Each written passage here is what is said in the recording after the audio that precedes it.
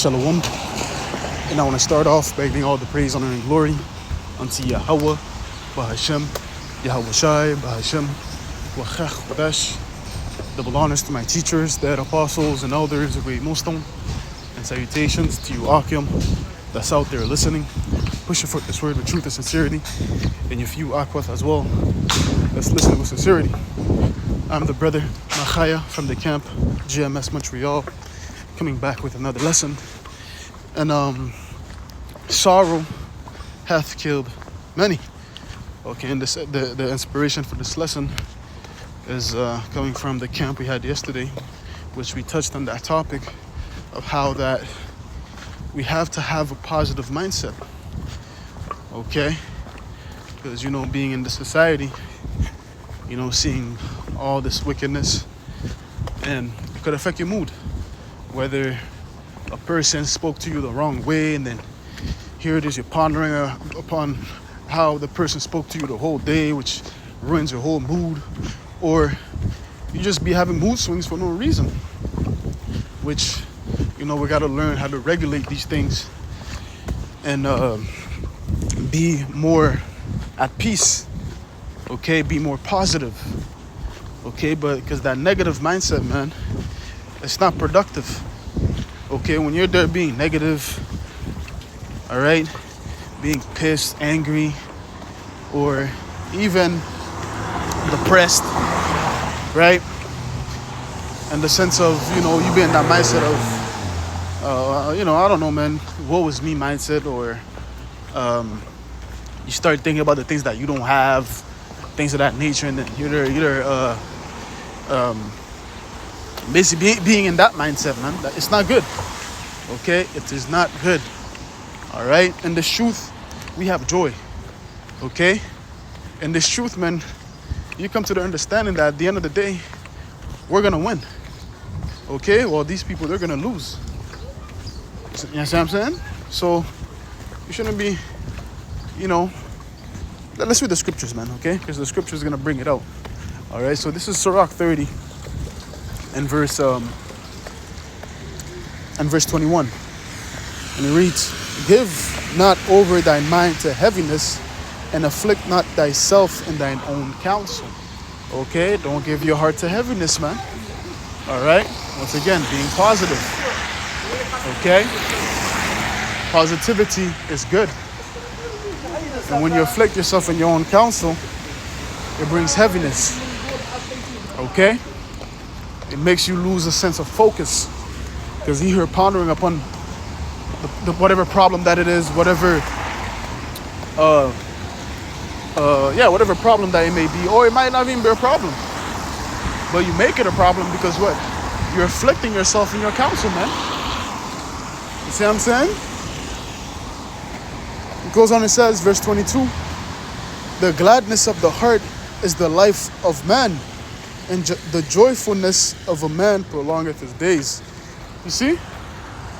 You being glad, that's life. It's life unto you, man. It promotes life. You see? And what it says, it prolongeth your days, man. We're in good spirits. There's a reason why it says, not what it says, but there's a saying in the world of how that, how does it go again? Something about laughter. I forgot the proper wording. I'm gonna paraphrase it in my own words, but it's basically something about people that laugh a lot, they tend to live longer. Something like that. I'm not quoting it right, but there's a reason why that saying is said in the world, man. Something, laughter is medicine to life. Hey, we read it. The gladness of the heart, meaning your mind being happy, because the word heart in the Hebrew is lab, meaning mind. So your mind being glad, being positive, right? It's life unto you, man. Okay? And the joyfulness of a man prolongeth his days. You want your days to be prolonged? Remain positive. Even if things are not going in your favor, remain positive. That's what scriptures speak about when you're in tribulation, to count it all joy. See? Even the scriptures promote a positive mindset, man. Okay, which we're reading it. Right? Even scriptures promote you to have a positive mindset even though things are not going your way.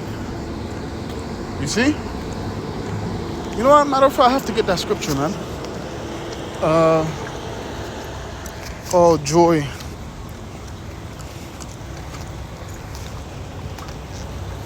There we go. James 1 and verse 2. It says, my brethren, count it all joy when ye fall into diverse temptations, knowing this, that the trying of your faith worketh patience. You see? Hey, James is saying here, you know, to count it all joy. Be joyful at the fact that you're being tempted, because that's an indicator also that the Lord is dealing with you. Okay, the fact that he's testing you, putting you in trials and tribulations, saying Satan, you know, to afflict you, whether in the mind, physically, financially, however. Okay? That's an indicator that, yo, the Lord is dealing with you, man. So count that all joy because it's working patience.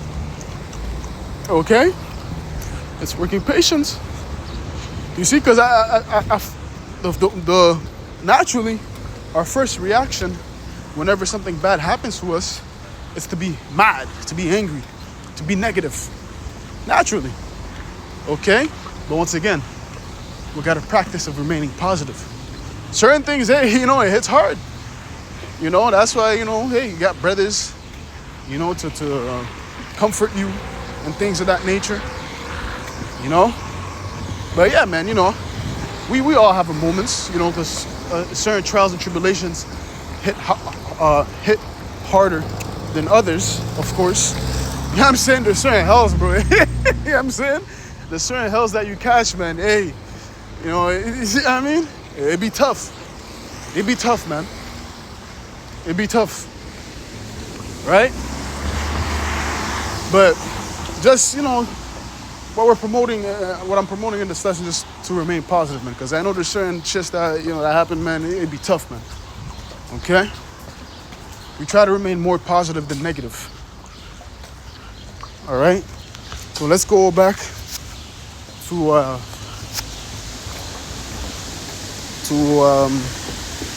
Sirach 30 and verse 23. It says, love thine own soul and comfort thy heart. Remove sorrow far from thee, for sorrow hath killed many. You see? And there is no profit therein. Sorrow hath killed many, and there is no profit therein, man. You see what I'm saying? So it's best to remain positive. Okay, which once again, we have our moments of sorrow.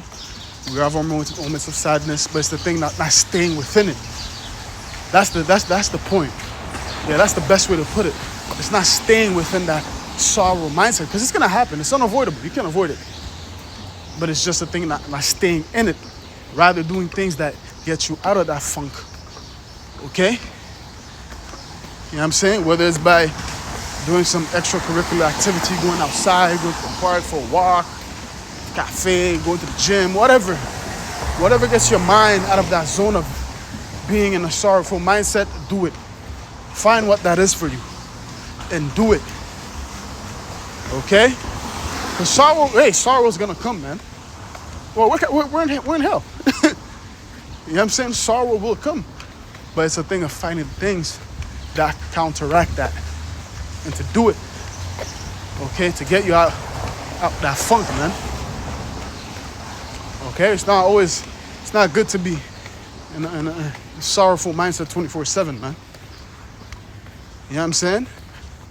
You gotta remember the joy as well. You know, saying could come to your mind, oh, you know, it says, you know, better are those that are in the house of mourning. Yeah, it does. It does say that.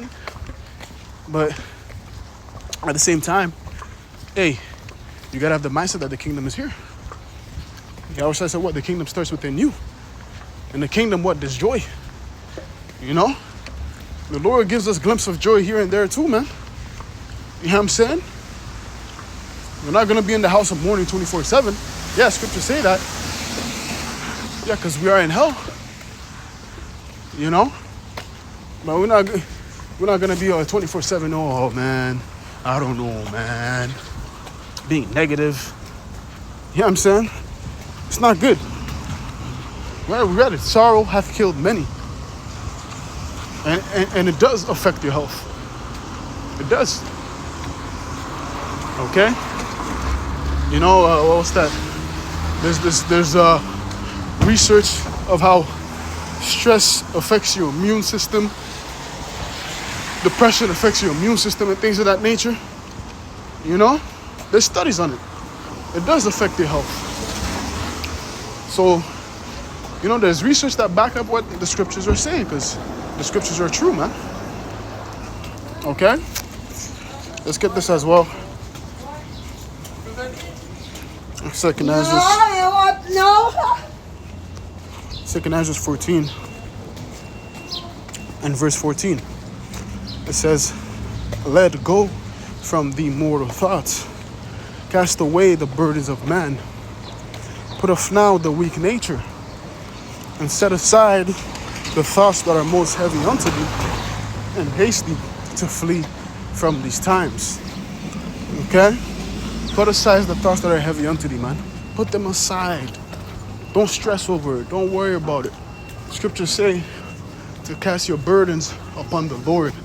Remember that scripture whenever you find yourself overthinking, or, you know what I'm saying, letting these mortal thoughts get to you, that and it affects your mood. Remember, you know what? I'm gonna let the Lord worry about that. You know?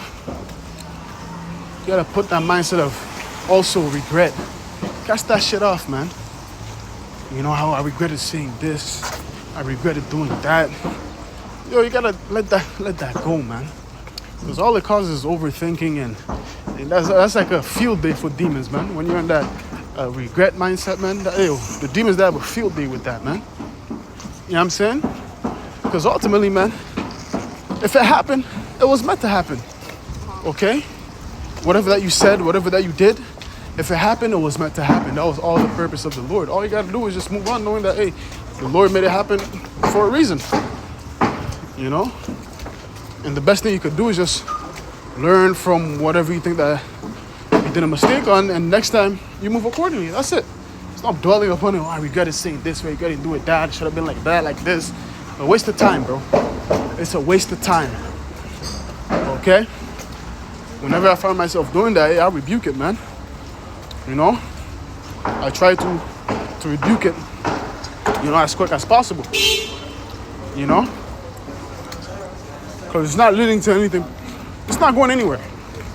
You staying there, oh, I regret, blah, blah, blah, blah. Come on, bro. Move on.